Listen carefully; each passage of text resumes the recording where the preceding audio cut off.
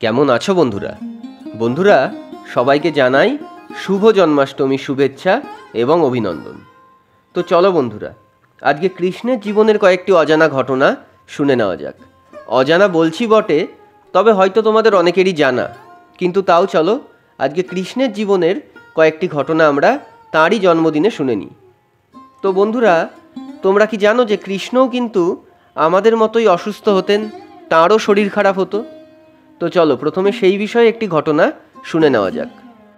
তো বন্ধুরা, একবার হয়েছিল কি, ভগবান কৃষ্ণ অসুস্থ হয়ে পড়েছিলেন, তার শরীর খারাপ হয়েছিল। তো যথারীতি বৈদ্য এলেন, তাকে দেখলেন এবং তিনি বললেন যে এমন কোনো মহিলা যিনি কৃষ্ণকে প্রেম করেন, তিনি যদি তার পায়ের ধুলো কৃষ্ণের মাথায় দেন তবে তিনি ঠিক হয়ে যাবেন, মানে ভগবান কৃষ্ণের শরীর তাতে ঠিক হয়ে যাবে। তো কৃষ্ণের তো সেই সময় 8 জন পত্নী ছিল।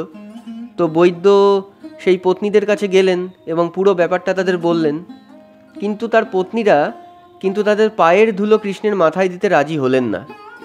কারণ তাদের প্রত্যেকেরই বক্তব্য যে কৃষ্ণ আমাদের পতি বা স্বামী, স্বামীর মাথায় নিজেদের পায়ের ধুলো দেওয়া তো ঘোর পাপ, তাদের নরকবাস হবে।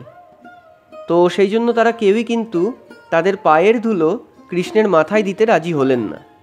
তো তখন নিরুপায় হয়ে বৈদ্য কী করলেন, কৃষ্ণের গোপীদের কাছে গেলেন। তাদের কাছে গিয়েও সে পুরো ব্যাপারটা বলল। তো বলার পর গোপীরা কিন্তু রাজি হয়ে গেল নিজেদের পায়ের ধুলো কৃষ্ণের মাথায় দিতে। তো তখন বৈদ্য তাদের জিজ্ঞাসা করলেন যে তোমরা যেতে রাজি হয়ে গেলে, তোমরা তো জানো যে ভগবান কৃষ্ণ সাধারণ মানুষ নয়, তো তোমরা যদি তোমাদের পায়ের ধুলো তার মাথায় দাও তাতে তোমাদের ঘোর পাপ হতে পারে, তোমাদের নরকবাস হতে পারে। তো গোপীরা তখন তাকে উত্তরে বললেন যে ভগবান কৃষ্ণের জন্য যদি আমাদের নরকবাস করতে হয় আমরা তাও করে নেব, কিন্তু আমরা তার ভালোর জন্য যা কিছু করতে পারি। তো এটাই হলো আসল প্রেম। তো কেমন লাগলো ঘটনাটা অবশ্যই জানিও কিন্তু। তো চলো বন্ধুরা, দ্বিতীয় ঘটনায় আসা যাক। তো বন্ধুরা, আমরা যারা ছেলে তারা একটা জিনিস খেয়াল করবে যে আমরা যখন একদম ছোট থাকি তখন কিন্তু আমাদের কাজল পরানো হয়, মাথায় টিপ পরানো হয়, যেগুলো কিন্তু অ্যাকচুয়ালি মেয়েরা পরে, কিন্তু আমাদের কিন্তু একদম ছোট্টবেলায় এগুলো করানো হয়।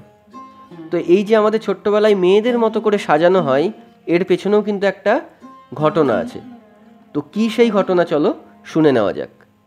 তো বলা হয় যখন ভগবান কৃষ্ণ তার মা যশোদার সাথে থাকতেন তখন তো তাকে তার ক্ষতি করার জন্য, মানে ভগবান কৃষ্ণের ক্ষতি করার জন্য বিভিন্ন রাক্ষস, দানব বা কংস, এরা সবাই উঠে পড়ে লেগেছিল। তো সবাই চাইতো তাকে মেরে ফেলতে বা তার ক্ষতি করতে, মানে ভগবান কৃষ্ণের ক্ষতি করতে। তো ছোট্ট ভগবান কৃষ্ণকে বাঁচানোর জন্য, এইসব নেগেটিভ এনার্জির হাত থেকে ছোট্ট ভগবান কৃষ্ণকে বাঁচানোর জন্য তার মা যশোদা কী করতেন, কৃষ্ণকে মেয়েদের মতো করে সাজিয়ে রাখতেন, যাতে এইসব নেগেটিভ এনার্জিরা কনফিউজ হয়ে যায় যে কোনটা আসল কৃষ্ণ, এবং তার ফলে তার ক্ষতিও করতে পারবে না। তো সেই জন্য তার মা যশোদা কী করতেন, কৃষ্ণকে মেয়েদের মতো করে সাজিয়ে রাখতেন এইসব নেগেটিভ এনার্জির হাত থেকে বাঁচানোর জন্য।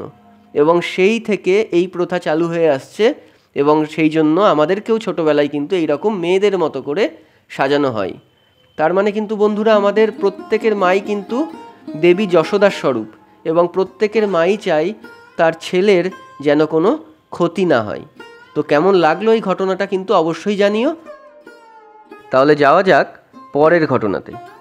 তো তোমরা তো সবাই জানো বন্ধুরা যে কৃষ্ণের ওপর লেখা একটি বিখ্যাত গ্রন্থ হলো গীত গোবিন্দ, যেটি লিখেছিলেন জয়দেব। তো আমাদের এই ঘটনাটি জয়দেবকে নিয়েই। তো একবার হয়েছিল কি, জয়দেব একটি ঘটনা লিখছিলেন এবং যেটি ছিল অনেকটা এইরকম, যে রাধা অনেকক্ষণ ধরে কৃষ্ণের সাথে দেখা করার জন্য অপেক্ষা করছিলেন। তো অবশেষে কৃষ্ণ এলেন রাধার সাথে দেখা করার জন্য। তো রাধা তো গেলেন কৃষ্ণের সাথে দেখা করতে।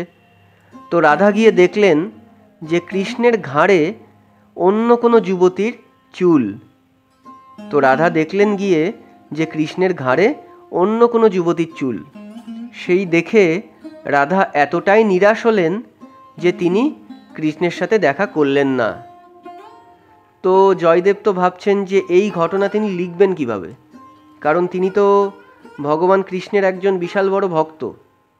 তো ভক্ত হয়ে ভগবানের ব্যাপারে এরম ঘটনা তিনি লিখবেন কিভাবে, তিনি কিছুতেই ভেবে পাচ্ছেন না যে কিভাবে বলা যায় বা কিভাবে লেখা যায় এই ঘটনাটি। তো তিনি ভাবলেন যে কিছুক্ষণ একটু ব্রেক নেওয়া যাক। মানে কিছুক্ষণ একটু বিশ্রাম নেওয়া যাক, তারপর ভেবেচিন্তে লেখা যাবে।